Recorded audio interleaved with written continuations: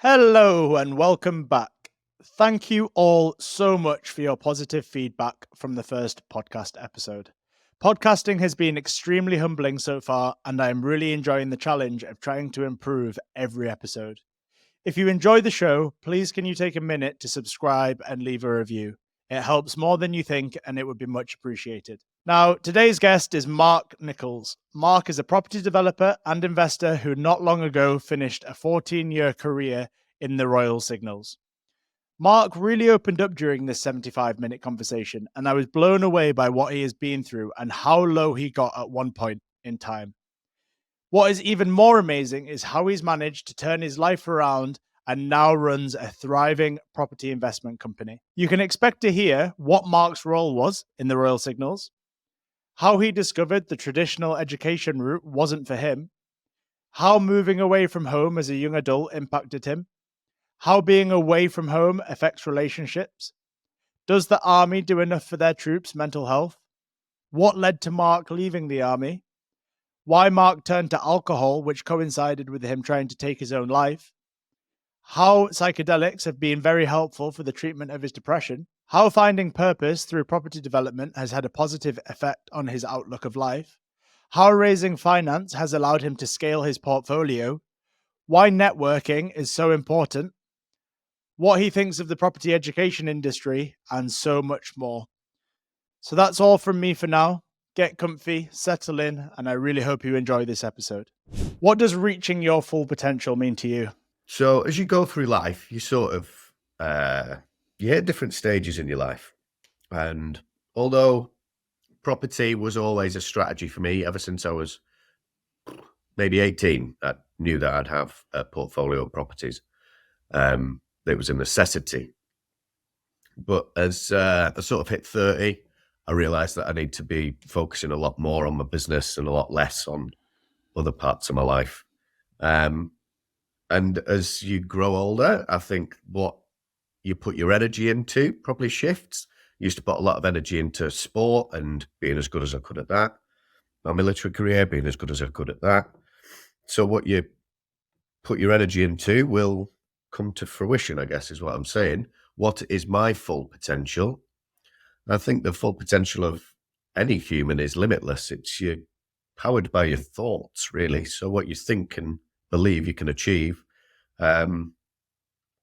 So what is my full potential? Don't know. Maybe make Morecambe great again. Yes. For anyone that doesn't know where Morecambe is, it's right up there in the north, isn't it? Yeah. Beautiful place, sunny place, but, you know, us northerners, we get... What was Mark like when he was growing up? I suppose from her perspective, she would say smiley. I think I still am smiley. And, I think it's a very good attribute of myself that I like. I don't know, I draw people in by smiling, I guess now. I probably know from a psychological perspective what it does to other people when you're smiling at them. It makes them feel at ease, doesn't it? What was I like? Energetic. I'm still energetic now, but when I was young, I had so much energy. I think a doctor would probably say he's got ADHD to the extreme or whatever. I just think like young kids have more energy anyway, don't they? I think it's a bit tight on them calling them ADHD or whatever. So I was just always out on my bike, like from the age of 4 or 5, I was out on my bike. 7, I got into like rollerblading. And then later on, I picked up golf as well. So sport, particularly sport that is not a team sport. I'm not an only child, but my sister's got a different dad. So that it was just like me and the family home. So I entertained myself quite a lot.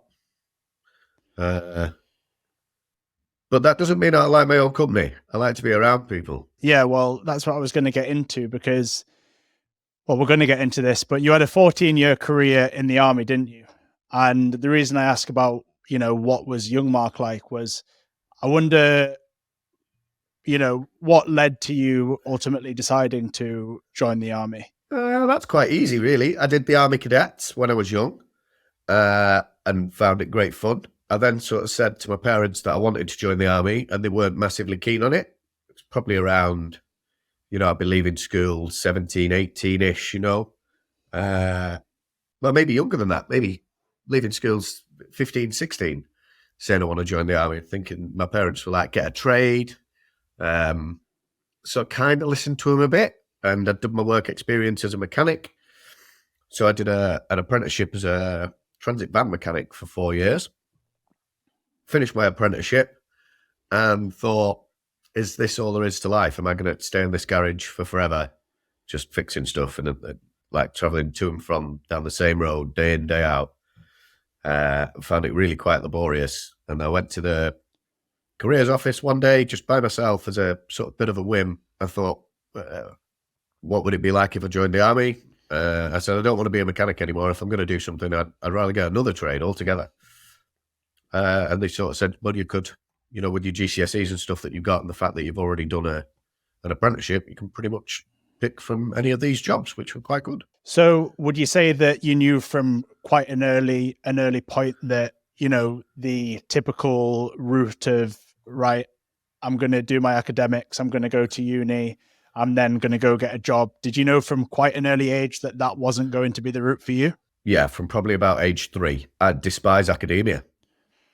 I like challenging stuff, and academia doesn't have space for challenging paradigms. Do you think that's almost quite synonymous with a lot of people that go into the army at the age of 17 and 18? There's a plethora of different types of people in the army from all sorts of background. I mean, it'd be very easy to tarnish it and say like the infantry is full of white northern lads from poor backgrounds, and then the officers are all southern toffs, and then you've got your Commonwealth soldiers from all over the country that kind of hash in the middle of it.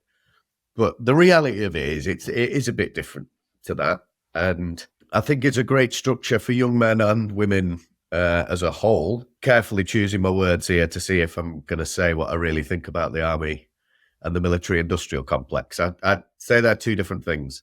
Yeah, well, I'm sure we can get into that. So, you joined the army at what age was it? 22. You joined at 22 and you did 14 years. So what were your early experiences like in the army? Just tell us a little bit about your first few years there. So, as I said, I wanted a different trade. I realized that that was kind of a parent-driven thing. Like, if you are going to go into the army, then I want you to have something that you can use when you get out. So I was a telecoms engineer. So my first year was spent at Blandford Forum near Bournemouth, right down south, studying telecoms, both practical and sort of lectures and stuff. And then from there, I went to my first unit in Bath and got right stuck into work. Afghanistan was hot off the press at the time, and we were rotating through sort of tours in Afghanistan doing our job, which was to fit fixed infrastructure in for officers to base operations from. So we'd build big computer rooms, basically. And how long were you away from home at a time? Because I think for a 22, 23, 24, any age in your 20s, leaving home, you were very close to your mum and going over to the Middle East. How did you adapt to that lifestyle? Interesting. When you so the early days of my military career, a lot of us sort of stuck together. So the people that I were in basic training with, people that I was on phase 1 training with, phase 2 training, and then my first posting, first tours of Afghanistan, we were together for like 5 years. So we were really close friends, really sort of tight-knit community.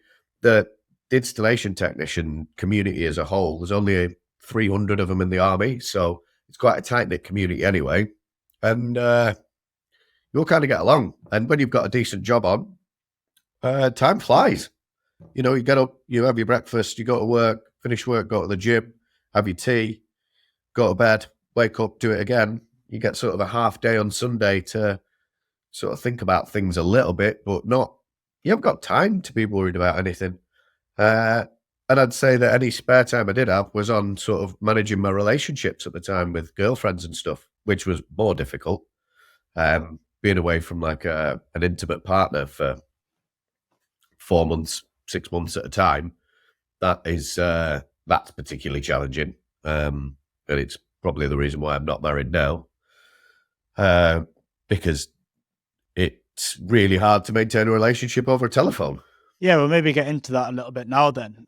I was going to ask, what sort of stress does being away for that length of time put on your relationships? Well, it depends on if you're in Afghanistan, your option to do anything deceitful is very slim. You haven't got access to alcohol, and there's very few women around. Back home, I think the other half has got them options, They can go to a party and then the relationships can fragment, can't they? And it's quite a common thing, I think. Yeah, so you've got, I'm assuming, typically a lot of males, a lot of testosterone in the room, and I would say it might be stereotypical, but probably quite a lot of alpha males. So tell us a little bit about the atmosphere and what it's like in the accommodation that you've got. I know many others of them maybe have, girlfriends, wives, kids, but in that room with the group of lads, what's that like? Very rarely problematic. Very rarely. It's only when the problems only arise when people who are. So I was a corporal, which means I was kind of like middle management. So it goes private, lance corporal, corporal, sergeant. Then you're in like senior NCO, so you're senior management, but not an officer. So you're kind of working alongside officers to train them up into management. And it's when senior non-commissioned officers talk to junior lads like they've got a chin made of steel. That's when the problem happens. Somebody sort of berates somebody on a personal level and hides behind the rank slide is sort of the chat about it. That's the only time it becomes problematic. But like I say, within my trade group, which we were quite close, tight-knit, we were very rarely doing jobs where we were like thinly spread on the ground. We sort of stuck together as teams and moved around. And our team looked after each other, and sort of the external influences were batted off by my senior non-commissioned officers, which allowed us to sort of do our job. And we'd sort of go in and go out of places. We wouldn't sort of loiter. A lot of the time, people working within the army, they'll go to somewhere and they'll just wait around quite a lot, waiting for something to happen. Something will happen for a very short period of time. And then they'll have to build a tentage village up, do something for a short amount of time, then close a tentage village down and travel back. Lots of just faffing around. We didn't really have that. We'd go in, do the bit that we needed to, and then leave. Which was that was the good thing about my job within the army. It was great when there was a job on. The hard times in the army is when there isn't any work on. So Royal Signals. So what was the Royal Signals? What was your role, and what was the group of lads that were around you, all women as well? I shouldn't put you into a box. What was the role of the Royal Signals? What were you doing day to day? So you said we were on the early bit of my career. So the early bit of my career, we were either preparing to go and do a specific job that had like a project manager. We're building X amount of buildings that are going to support. Well, we built. Probably shouldn't go into that. We built stuff that was used for purposes. It'd have a project manager. We'd turn up to a building site, install cable infrastructure. Once the infrastructure's installed, we'd test it, we'd commission it, we'd hand it over to the new sort of person who was looking after the building. And when that was done, we'd leave that bit of the job and we'd go to another job. And that's how sort of the first 6 years of my career went. We did things like that. Then I got a bit bored of it, really. Or Afghan was closing down and nothing else was getting going. So I did my physical training instructor course and started working in the gym. Tried to get a posting closer to home and work on the relationship side of things. I'd moved a girlfriend from up north to the Midlands where I was based to try and sort of get a work-life balance going on. That failed epically. Then I worked in recruiting to try and sort of be closer to home and get my business going.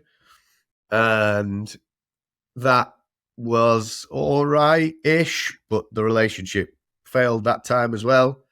And then I finished at Stafford. I was in Kenya.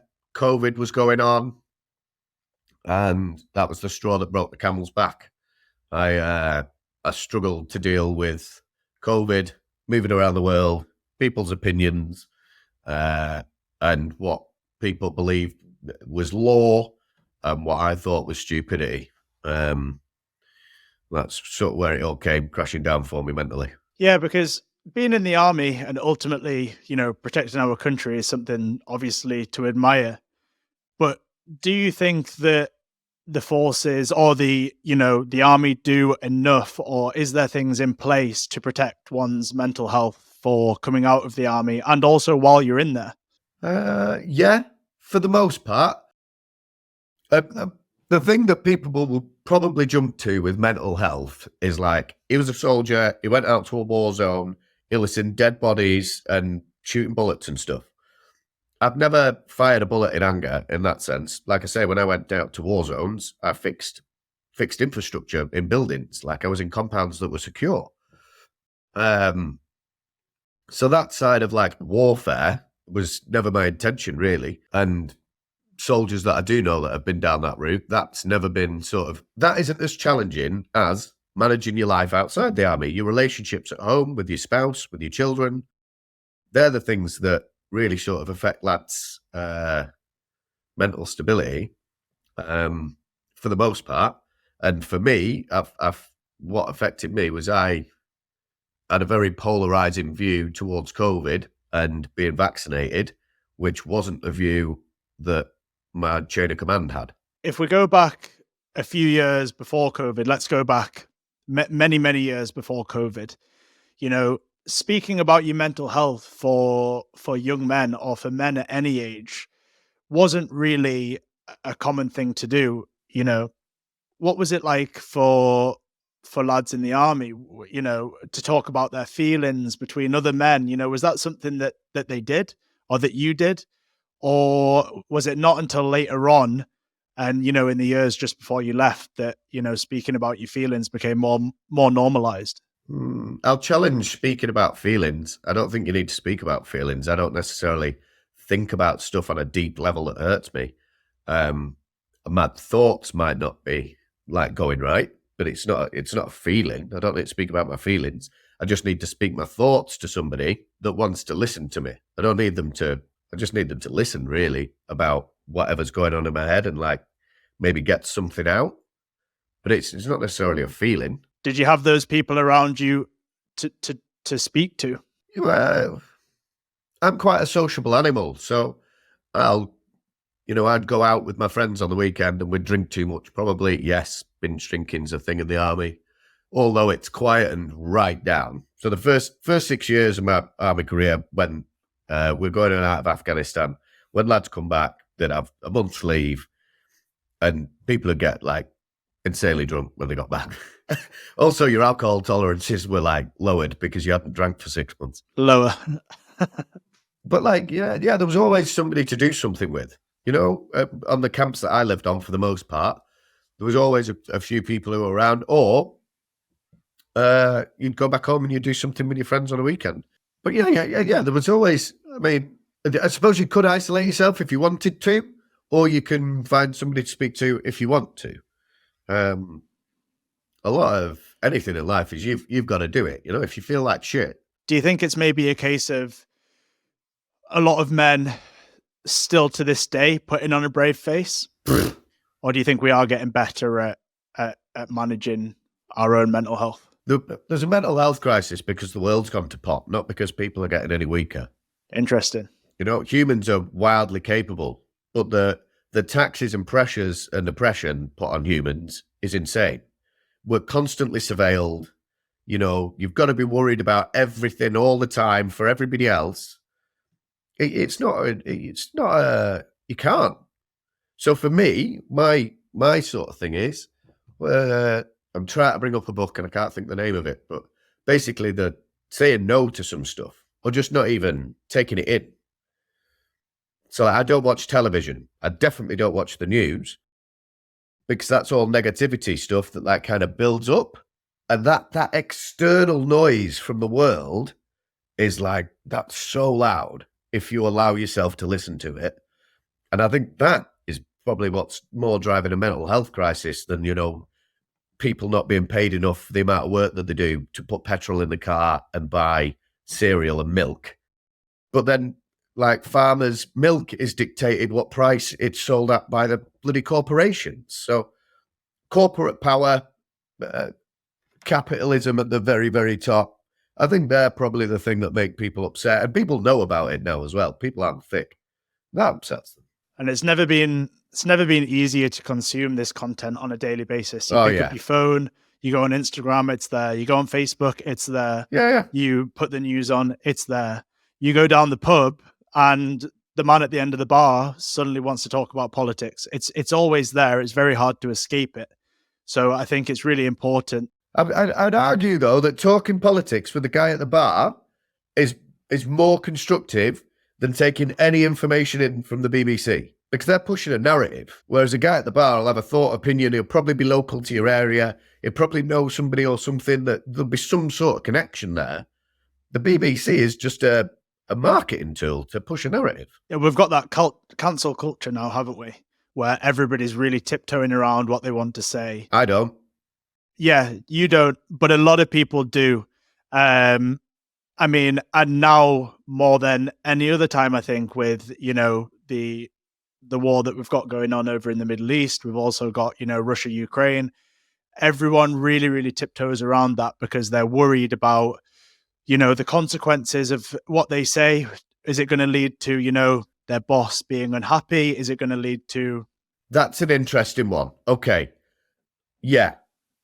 So something I say on social media, my boss then has the ability to say, look, you're fired because I said something on social media. I had an opinion about something and your job can be put at risk. I think there was a friend who posted something on LinkedIn and he posted a factual information about something that was general knowledge in the press. It was in papers and he sort of repeated it with a bit of a question and he lost his job over it. I don't know how employers have the capability to it. This is the sort of the oppression thing that I was alluded to before. Like, people are worried that something might happen to them for what they have to say, but that's because people work for people. As soon as you're your own boss, you can say whatever you want, whenever you want, however you want.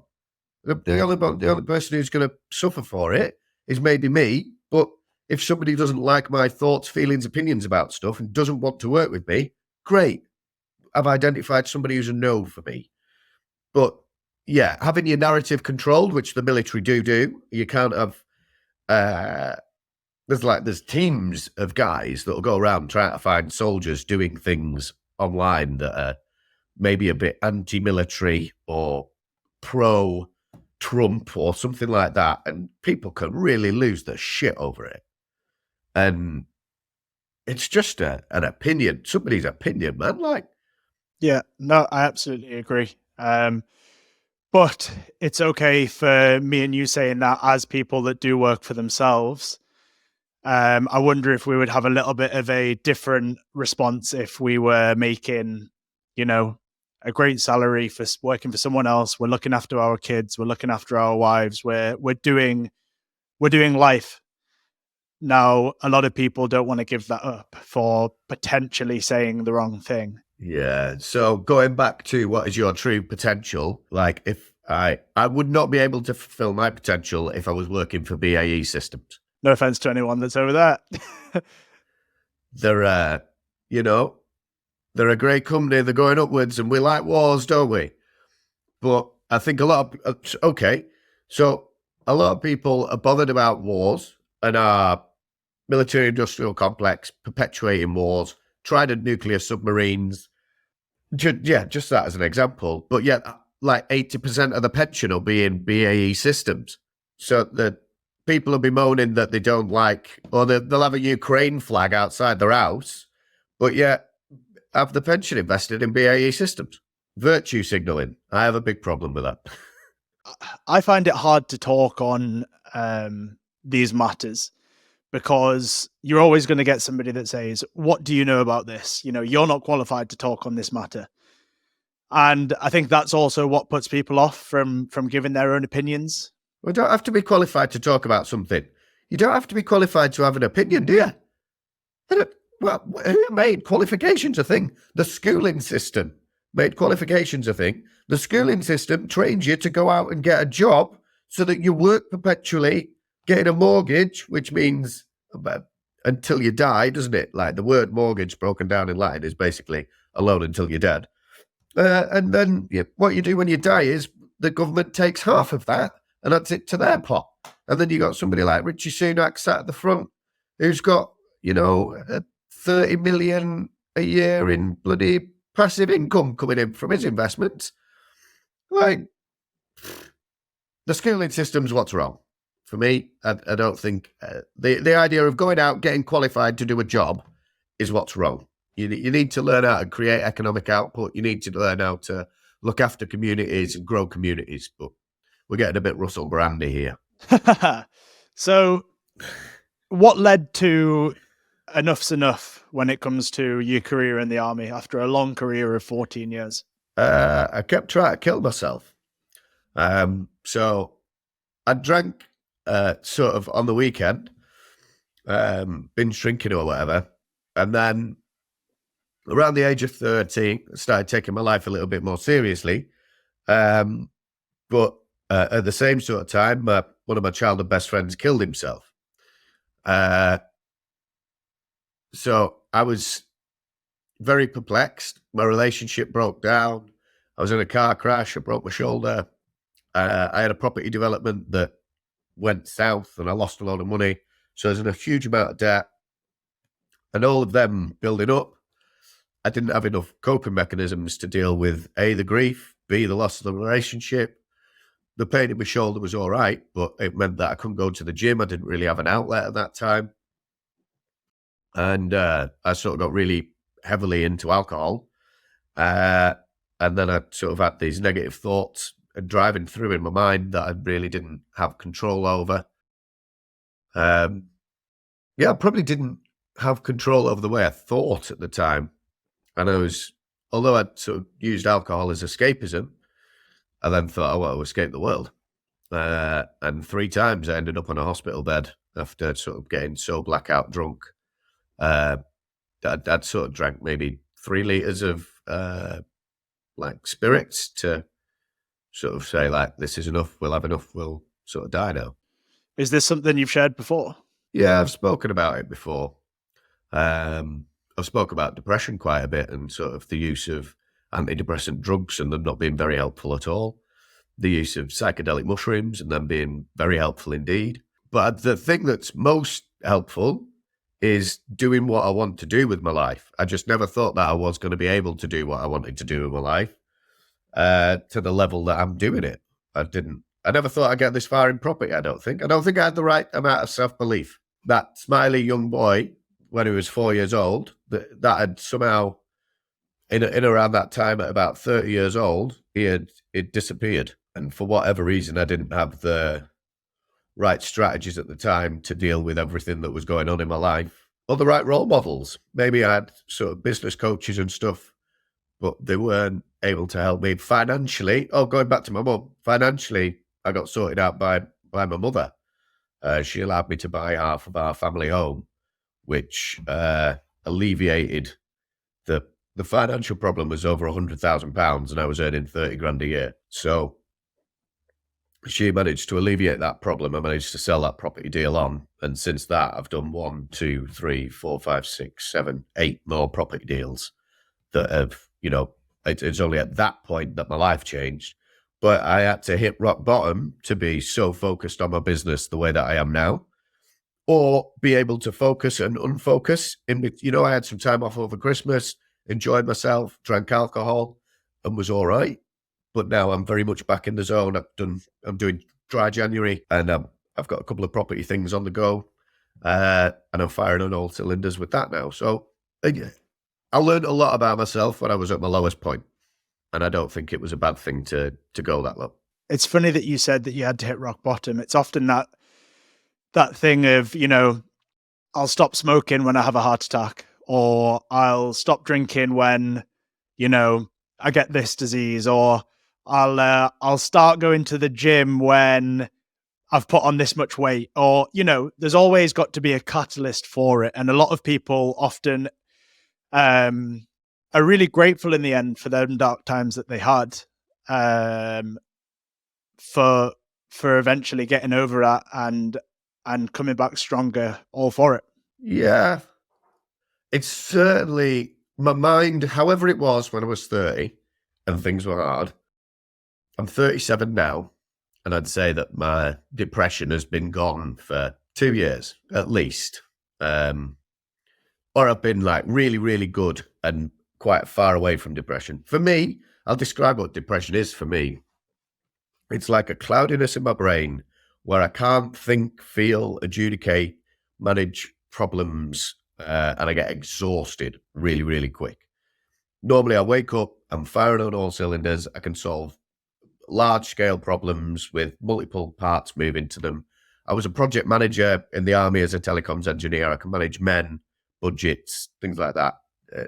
But I wasn't able to manage which way to drive my car. Like I was confused almost, and so low on energy. I'd still go to the gym, I'd still weight train, but my enthusiasm was just not there at all. Even with I did 3 years of sobriety, and when my depression came in, sort of the third time during a period of sobriety, yeah, that was really, really hard because I thought the sobriety would, kick me all the way into happiness for forever.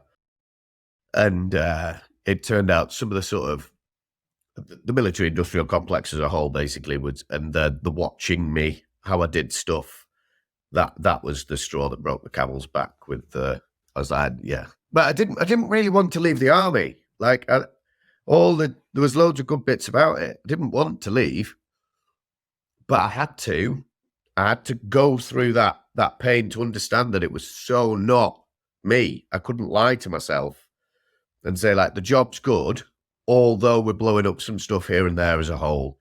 I get paid $2,500 a month and it's quite easy. I get quite a lot of downtime, get to do a lot of sport. But the whole idea of what the army is and just really doesn't resonate in my core well. And I think that's what made me essentially sad. And I wasn't brave enough to sort of go, no, stuff the army. I'll raise $500,000 and build a property portfolio. I didn't have the skill set to do that either. So I had to, at some point, I had to learn the skills that I've got now to be able to do what I'm doing now. And the only thing that drove me to learn those skills was the fact that if I didn't, I'm going to be fucking depressed for the rest of my life. So do you have any regrets about them 14 years? Or if you were to go back, would you do it all again the same? Yeah. You do it all? I very rarely regret anything. I can, if I look back on something that I did that I don't like, I can learn from it, but I don't regret it. I think it's a wasted emotion or thought. Was it what you thought it was going to be? Yeah, pretty much. So going back onto what you were saying about antidepressants, I've certainly been on and off them, not for depression, but for me, for anxiety, having, 3 months of time where I'm just super anxious, can't leave the house type thing where, the whole world is going upside down. But you said something that was quite interesting there on psychedelics. Yeah. And I'm a huge Joe Rogan fan, yeah, as many people all know. And he's a big advocate for psychedelics. And in America, it's much, much more widely accepted to talk about drugs. Class A drugs is what they are. Is it? Come to Morecambe. There's plenty of people talking about them. But using them recreationally and then using them medicinally, how do you think it's benefited you? So there's not a lot of drugs that I haven't used. I haven't used heroin, but my friend who killed himself, he overdosed on heroin. I mean, magic mushrooms get you into a relationship. For me, they get me into a relationship with God. I can feel stuff that I should or shouldn't be doing more. Or if I'm doing mushrooms with somebody, I can sort of tap into things that I've tapped into things that they're sad about and managed to sort of talk to them and ease them through stuff. And that's on like a using level. As a microdose, though, so I was very scared of getting into psychedelic drugs. Although I'd done, cannabis, cocaine, ecstasy, MDMA, amphetamines, I've never touched psychedelic drugs in a recreational way. I was always dead scared of it, especially acid.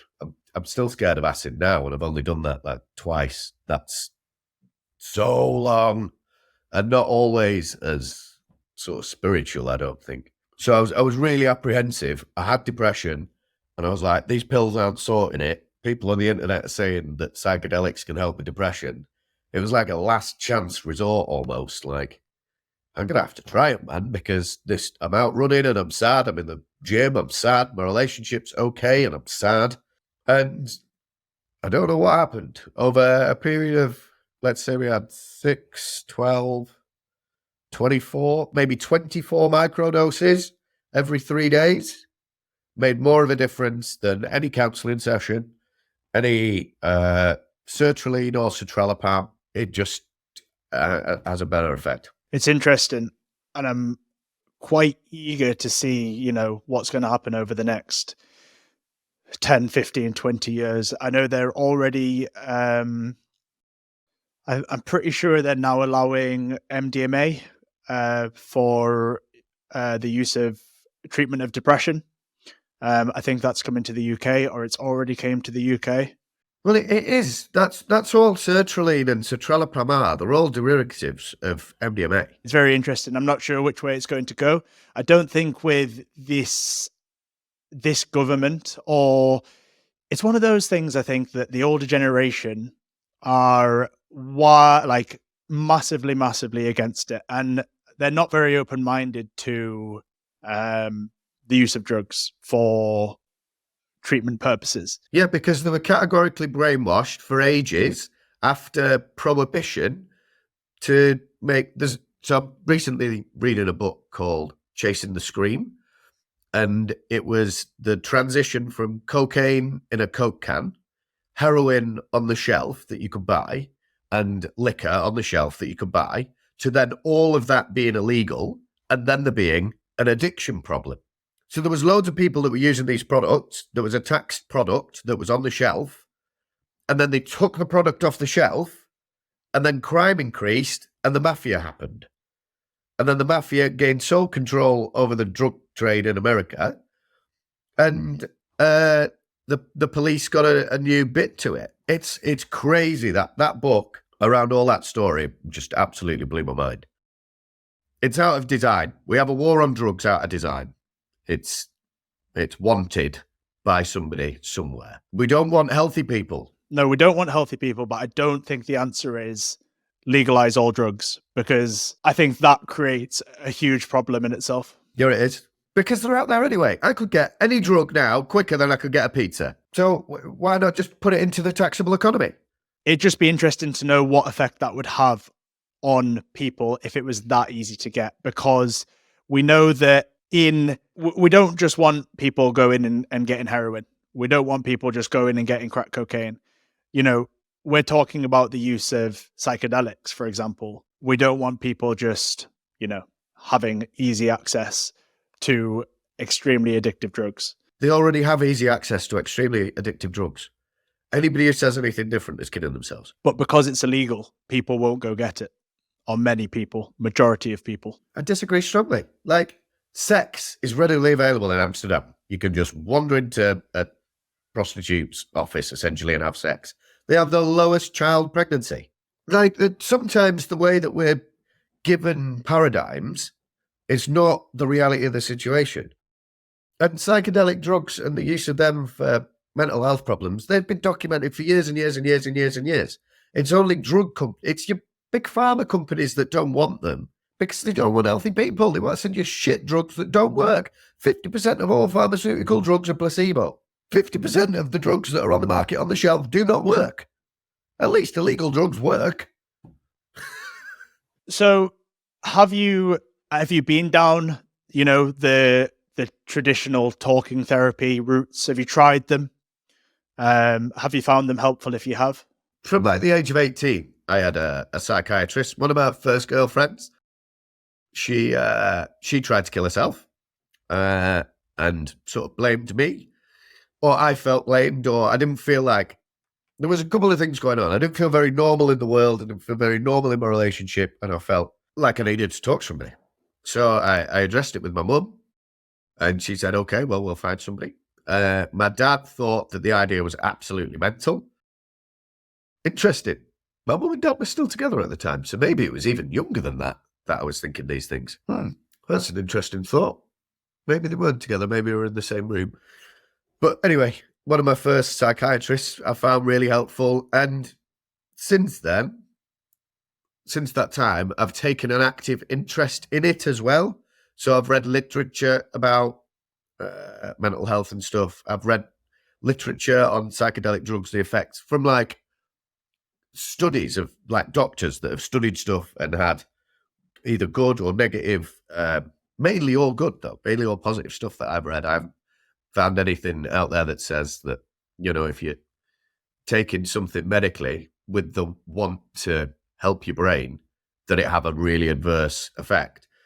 If you're taking something to get high, then you can have a really adverse effect, mainly because you're taking it for the wrong reasons. As I sort of alluded to, I find it a spiritual experience with any sort of psychedelic drug. So if I take it in a spiritual manner, I think about what I've put in my body that day, what I've put in my mind that day, why I'm doing it, and try and get myself into a meditative state or a heightened meditative state. I meditate as well, and I'd say that that's another thing that, people should be taught. It should be taught in school. You need to be at one with your thought processes and how your brain does stuff and allowed to make yourself feel happy. I'm a big fan of meditation. It's definitely had a great impact on me. And I notice the difference when I'm not doing it. And a lot of people think that, you sit there, you have to have your legs crossed and be doing this. But it's not the case at all. Even just sitting for 5 minutes every day and just getting in that habit of just focusing on your breath, or sometimes, just sitting there and just allowing whatever thoughts come to you and just not reacting to them. It has had a huge impact on me. But again, a lot of people go, I'm not meditating. I'm like, come on, that's stupid. Like, but until you try it, you don't know. Yeah. So going down to the lowest points in my life, I probably wouldn't have found meditation and the uses of it. And like a doctor never said, have you tried meditation? It was the outside world that said, have you tried meditation? I mean, yeah. I mean, they don't go, oh, what's your diet like? Are you drinking a load of alcohol? Are you exercising? It's straight away, here's a pill. No, they'll ask you how much alcohol you're drinking. They won't say how much Coca-Cola you're drinking, what's your sugar intake like. I mean, for me, I've always been sort of very conscious about the way that my physique is, whether I'm riding a bike, cycling, and trying to keep weight off so I'm as light as possible when I'm cycling up hills, or if I'm trying to put muscle mass on and, being conscious about how much protein I'm taking in. I've always been quite conscious, and I don't drink fizzy pop. I don't really like it. I only have fizzy pop with alcohol, really, to water it down, to make alcohol more palatable. But yeah, the diet of, Monster drinks. Some guy, one of my builders, is drinking 4 Monster drinks a day, man. Like, that's going to give you anxiety. But it's also going to keep him on the job. So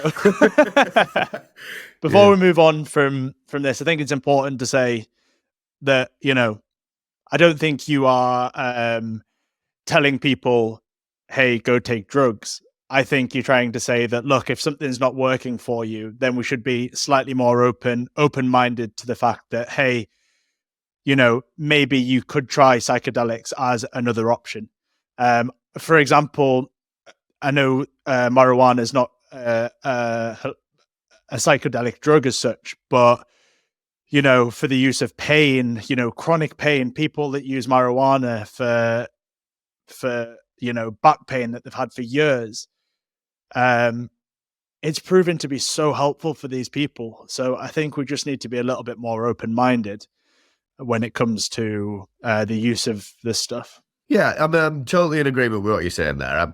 I throw stuff out there quite strongly, don't I? Funnily enough, cannabis is a drug that I would stay well clear from. It doesn't resonate well with me at all. Whenever I did it earlier in life, and I did it maybe a few months ago now, and I was like, this is horrible. I'm not getting any benefit from this.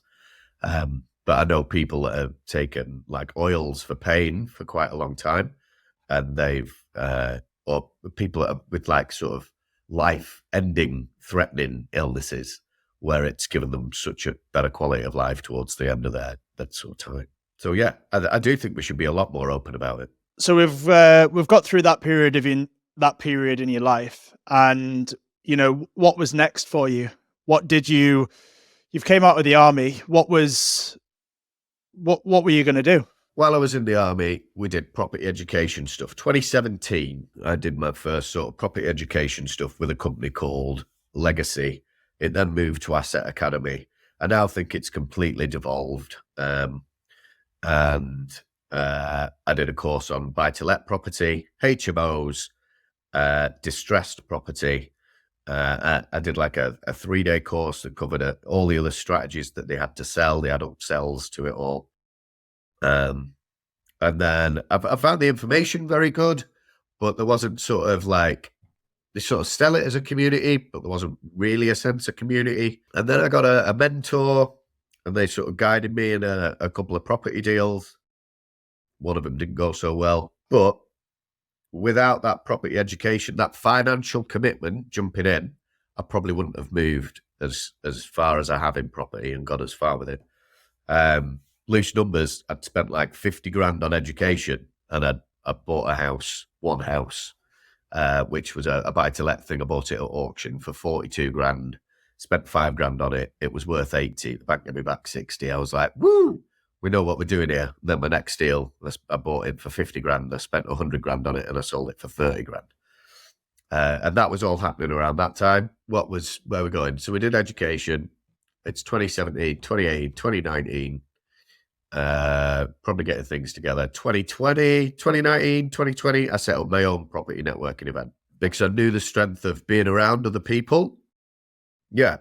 Who you're around is who you become. The 5 closest people you hang around with, that's what you're going to look like. That's going to be your outcome. So I was conscious to get better people around me. And also, I like to give back. I've spent all this money on this education. I do know lots of stuff about property, albeit it might be a bit like talking about drugs sometimes. And it's like, you've got to do your own due diligence, got to do your own research. What strategy is right for you might not be right for me. But I do know a lot of stuff. And if I don't know, I know somebody who does. So I like to connect people as well. I get something from that. I find it fills a part of me up. I get a good feeling from it. If this guy's got this and that girl's got that, and you put it together and you've got one of these, great. Glad I managed to introduce you guys to get something done. So I started the Bay Property Networking event with Katie Banks, and then Peter Baker came along. I had a bit of a mental breakdown about this point, and I've completely stepped back from it. And they've taken the wheel with the Bay Property Network now, and I just do a bit of marketing in the background, talk about it to people like you, push it out on social media. But we've still got a great group of people.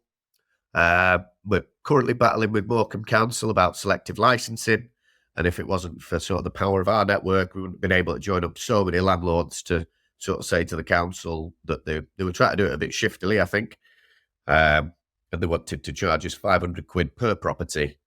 for a selective landlord license that effectively all the people in the room had already ticked all the criteria. They were just going to take money off us and time to make that happen. So we've sort of contested it, and that's sat in the ether now. What else does come from it? We do like site visits and stuff as well. So people who've got projects on, we invite people in the group to come down, or not in the group, it's on Eventbrite. Anybody can come and have a look. Sort of say, this is what was good, this is what was bad, this is what I'd do different, and you can learn from each other. Because in property, it's quite a lonely world, right? So getting together with people that are doing your kind of thing, brushing shoulders with the right people, if it not just developers, like the right solicitors, the right cleaners, the right plumbers, joiners, tilers, whatever. Like, if you've got a community of people that you like, know, and trust, it makes bringing things to fruition a lot easier. Well, I know you're an avid networker because that's where I met you. You're right at the front, and just like you said, that smiley character was the first one to greet me and say hello. So I know that. Well, it doesn't surprise me that you have your own networking event. But in terms of purchasing the properties, I know you go down a little bit of a different route. I seen something on your LinkedIn which was saying, if we were to just save up our money and work really hard and save and buy, it would take many, many, many, many, many years before you're able to purchase, or by the time you get to a large portfolio. So, how do you go about it? So the ways that I do it now, I find deals. That's the first thing you need to do. You need to find a property that is either substantially below market value or can be developed to increase its value exponentially without a huge development cost. So you're looking to create, near as damn it, a 30% margin in a deal. Once you've found a deal where not only you will profit, but somebody else can profit from it too, with little work from their part, then I marry a good deal up with somebody who's got some money. I can make you more money than what you're currently making with your money. Would you like to do a deal with me where you make money and I get a property? And for anyone listening that would like to maybe get involved in something like this, I know you've paid for your education, and ultimately, that's how you have got to where you've got to now. But for anyone listening, where might you find these people that have got that type of money to invest? That's a very, very interesting question. They normally say it's like 1 degree of separation. So normally it's somebody around your circle who will have a pot of cash to do maybe your first deal. For me, my mum helped me out with my first deal. She helped me out when it went wrong, and she helped me out with my first service accommodation deal.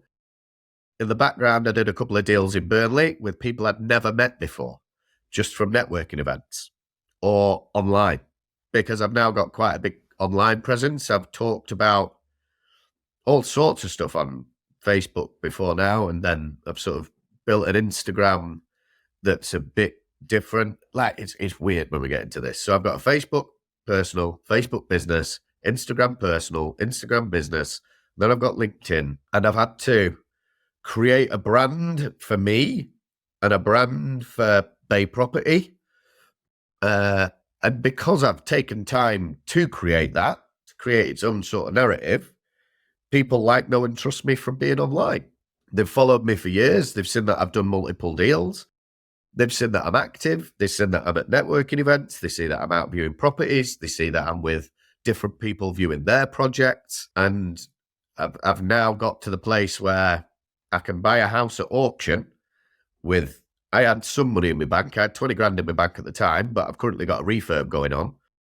And I had to put 10 grand down that day to secure this deal, but I've got it 110 grand discounted. And I put that out into the ether, and somebody I've never met before, I've managed to line up to give me £100,000 worth of investment towards that deal to get it purchased and furnished. But that's because of my network.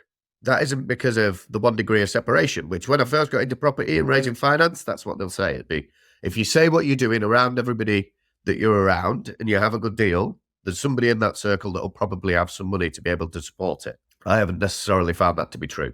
So what's the goal? What's the goal when it comes to property for you? You know, why property? Why property? So a 16-year-old Mark Nichols would have said, by the time that I retire, I will have 5 houses that will pay me my income for my retirement. I do not want to buy into your pension. I don't want you to have control over my money. I think that's a silly idea. I think you're lying to me. At 37, I feel exactly the same. I do not want anybody else to have control over my wealth. I want to be able to drive that as far forward as possible, albeit the government are going to make it as hard as possible to do it. But I think property is the best strategy for creating wealth in a short period of time. And I enjoy it. Like, I like architecture. I like beautiful Victorian buildings. I even like little 2 up, 2 down terraces. I think the buildings are beautiful, especially old buildings. And to modernize them and give them a purpose for a family to live in. I like that. Something that makes me feel good. Other people might not feel like that about property, which is, that's fine. If they want to invest in stocks and shares or gold or businesses or whatever, that's fine. You don't have to do what we do. What have you learned through the 14 years in the army that have prepared you for business now, do you think? If anything? Oh, that's quite a good one. Project management skills. So most projects won't go to timeline. They won't go to budget. They won't, things go wrong all the time. Forget about it. Just get on with it. Address that there's something gone wrong. Learn from that. Yeah, I think it's important to set expectations right from the start when working with anybody and tell them, look, there's going to be times where I'm going to have to pick up the phone to you and say, this hasn't arrived, or the refurb's going to go over by £1,000 or whatever it might be. But you can often, when you prepare whoever it is that you're working with, that these things could happen, if it does happen, the situation's already been handled because you've already let them know in advance that, hey, this might happen. Yeah. Whereas if you're not upfront and you say, hey, this is going to be perfect, I'm going to have this to you at this point, and it's all going to be, hunky-dory, that's often when, you can shoot yourself in the foot a little bit. Yeah, I mean, from the get-go, I'm very optimistic. I think in property, you have to be a crazy optimist. The current development that I'm in now, when I bought that, I thought it was a great buy. To be honest, the structure of the building and the way that the flats are set out, it is a great buy for that. But the amount of work that's had to be undone, to be redone, things straightened out, walls rebuilt, roofs off, floor joists in, it's a lot. And it's taken its toll. And things going wrong, things being done not right or not how I wanted them, redoing them. There's on building sites, there's always issues. Like the scaffolding, man. The scaffolding pulled off a lintel. So now there's a leak in the roof, and then the roof's just been replastered inside. So now I've got wet plaster because the wind blew the scaffolding. You couldn't anticipate that happening. But it's happened. So you sort the scaffolding out ring the scaffolder up. I've got a problem. Can you help me? Yes, I'll help you. Then you ring out the guy who does roofing for you. Hi, can you help me? Yeah, I'll help you. And that's another thing. But the power of the network, when I pick up my phone, it's somebody who does want to help me on the other end of it, because they know that I'll help them the majority of the time as well. What do you think of the property education space? I mean, I've got a mentor now. Yeah. Still do, but I've also been through a property education that's not very good. But what's your thoughts on property education? I mean, there's some terrible, terrible educators out there. But let me ask you. For me, there's only one really that I like listening to, and that's Danny Inman, Prosperity Network. I haven't seen anybody who's got his experience, the fact that he's current in the market, and the fact that he's very factual. It's not marketing. The entry level to getting his education is the price is it's less than £100, and you can follow him on social media and stuff, and he'll give you nuggets of gold information. And I've seen a lot of them. I've been to a lot of them. And that's, for me, that's... actually, there's a guy called Steve Green. He's an ex-military guy. I think he's all right too. That's my opinion and a couple of name drops. I won't ask you to name drop any that you don't like. No, I wouldn't do that anyway. There's a book called The Four Agreements, and one of those agreements is called Be Impeccable with Your Word. And basically, if you sort of slander somebody, it's not doing any good for you, me, or anybody else listening. There's no need to do it. Acknowledge that something wasn't right for me in that property education space, but it might be all right for somebody else. I 100% agree with that. I mean, you can't post something in a property Facebook group without somebody rearing their head and just telling you that they don't agree just for the sake of not agreeing. And, it's the same with social media. You put a post out and you'll have, 9 good comments, but 1 or 2 of them will just be these people that sit there on their phone. I mean, I've got less than 1,000 followers and I get that. And, I don't know how these people with, 1 million followers can deal with the amount of negativity that comes their way. But, that is what it is. You've got to have haters. It means you're doing something right. All that means is that they're acknowledging that they're not doing something right in their life. Deep down, they're like, he can't say that. No, you can't say that because you're not in a position where you have the authority, the knowledge, the skill set, or whatever to be able to say that. I think another problem with the property education space is, follow me and you'll be financially free in 3 months, and, making these really outlandish, bold claims. I don't actually see that anymore. Oh, it's out there. It's out there. It's definitely out there. Maybe my algorithm's just on my side a little bit more. It is a little bit, I think it must be, because it's definitely out there. And I think it's quite damaging. And I think I don't know if it's in the rise of Andrew Tate or these type of people, but I saw a video the other day where it was like, if you don't make £400,000 per year, you should be ashamed of yourself. You shouldn't go home to your wife. You should. And I just think this type of messaging is so harmful, and it's definitely marketing. But who's looking at that? Probably 17-year-olds, 16-year-olds that are getting to 18 and thinking, right, this is what I've got to do to be happy. This is what I've got to do to be a man. And I think it's quite damaging because it's so far from true. £400,000 is a hell of a lot of money. Well, you said happy. So you can't be happy, but you can strive for fulfillment. If you feel fulfilled, you will inevitably become happy. But happiness you can't have all the time because you've got to have those harder times where you're grinding, you're working to get an outcome. And then at the end, you'll feel fulfilled and you'll be like, well, I did that. Then you're happy. But then you're straight back into, well, I've got to be doing something. So what are we doing? We'll do this. Is it going to be easy? No, it's going to be really hard. So this year, I want to try and build an apartment hotel. Is that going to be easy? No, it's going to be really hard. Am I going to have to do things that I didn't do before? Yes. Do I have the skill set to be able to do that currently? No, I'm going to learn them on the way. But doing that makes me happy. As for the financial freedom figure. That's something I wrote down a few years ago. How much money do I need to earn net per month so that I don't have to work again? I think that figure was like $2,500. But then the reality is you've got like taxes, solicitors, boilers, tenants doing things so that the property needs some work here and there because you'd like to look after them.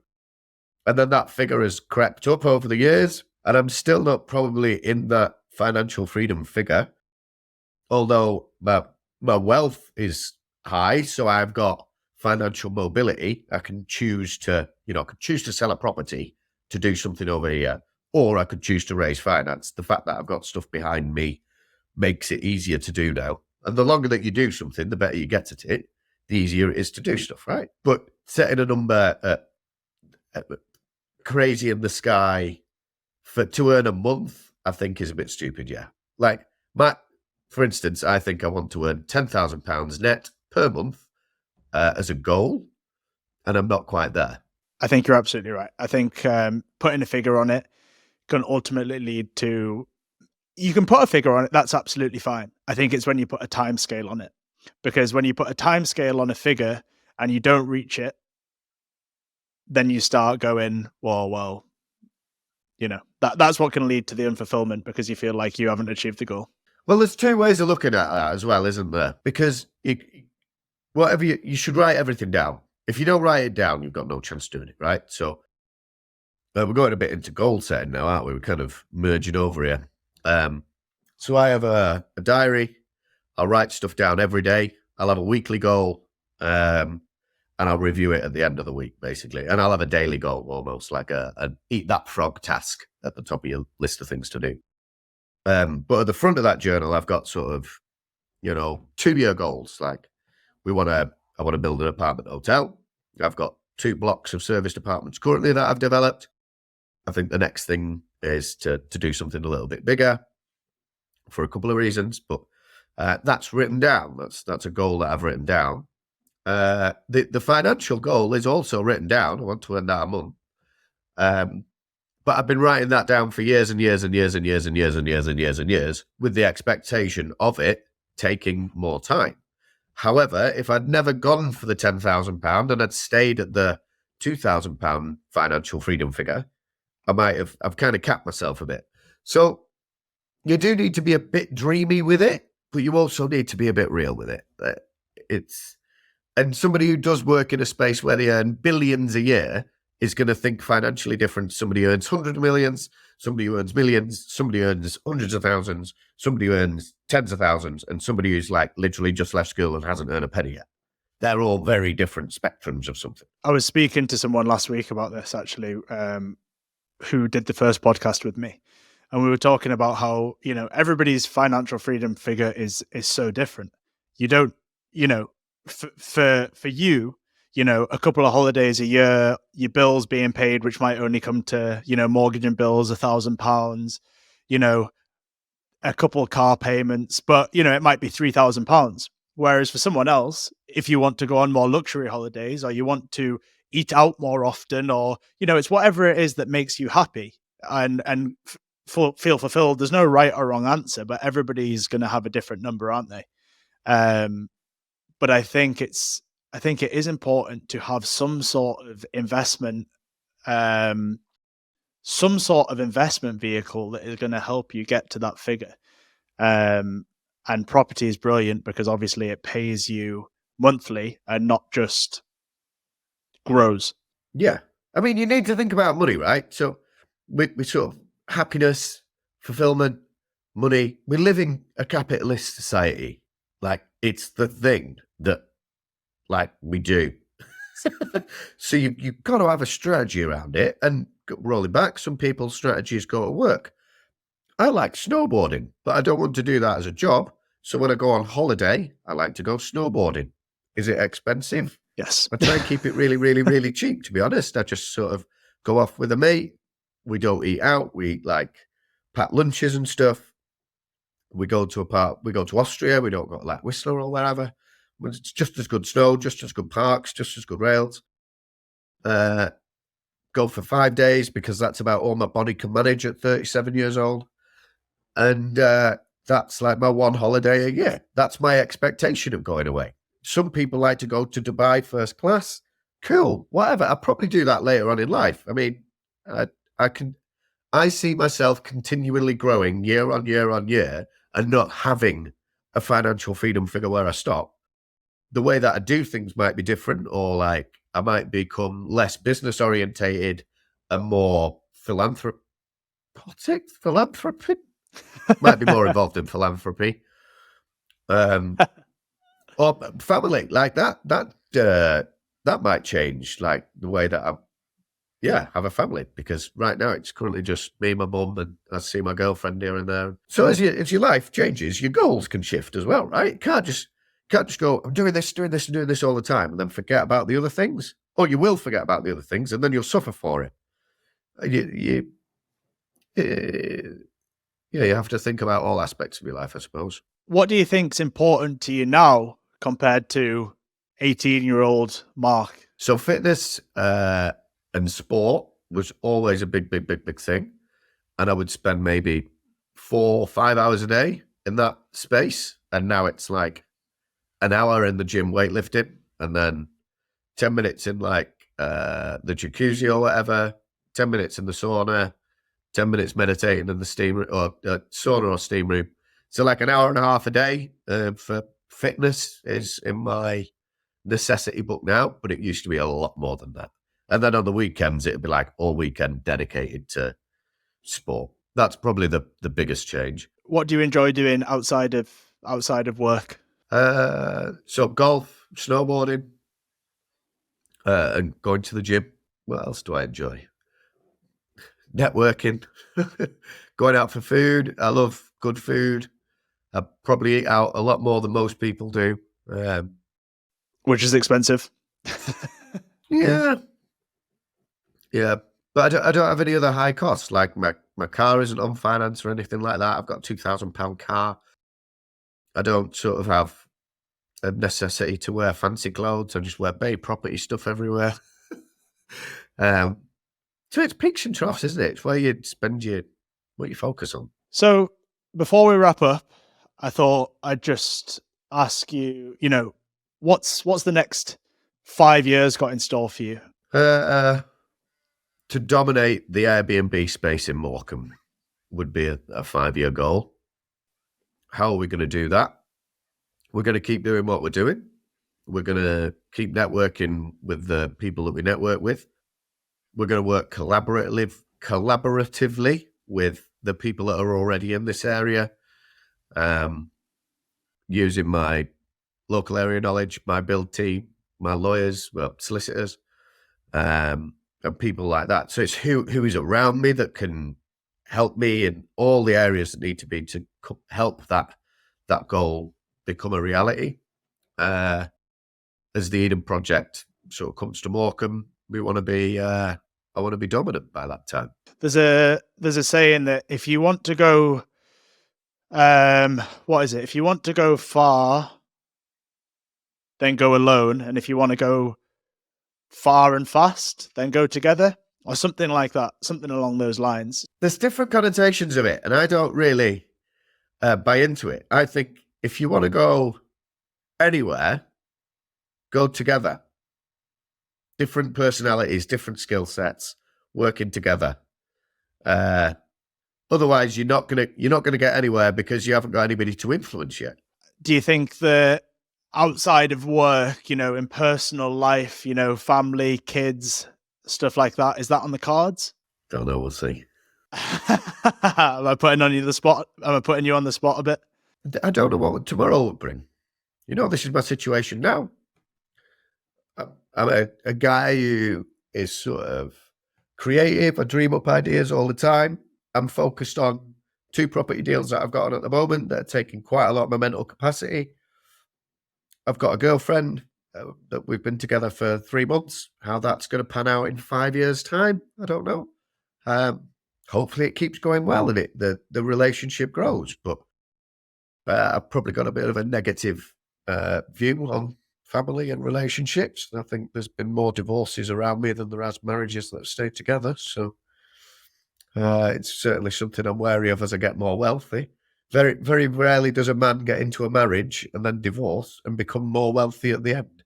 I think when you have been through some dark periods like you have, something that's definitely common between people that have been through depression is that they say, I just take one day at a time and I don't look too far ahead.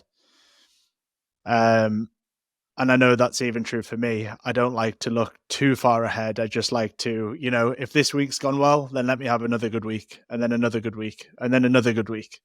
Instead of, planning too far ahead, I like to take things, a little bit slower and take it week by week. Yeah, I agree with that. So goal set for the year, goal set for your life, but goal set for the week, that's where I'm at. Like goal set for the week, goal set for the day, Let's do these things. If we did them, great. If we didn't, put them on the list for tomorrow.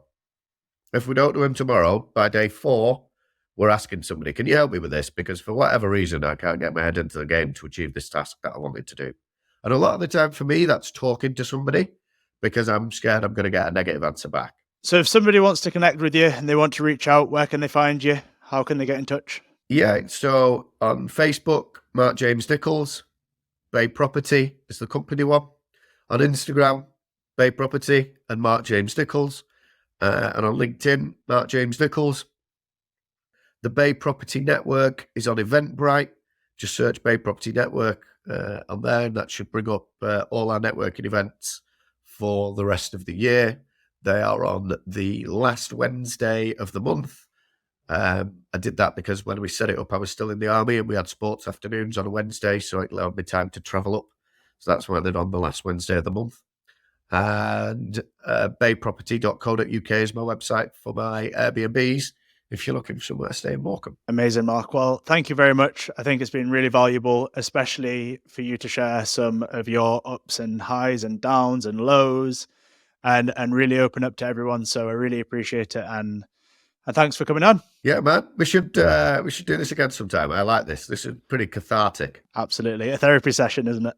Yeah, man.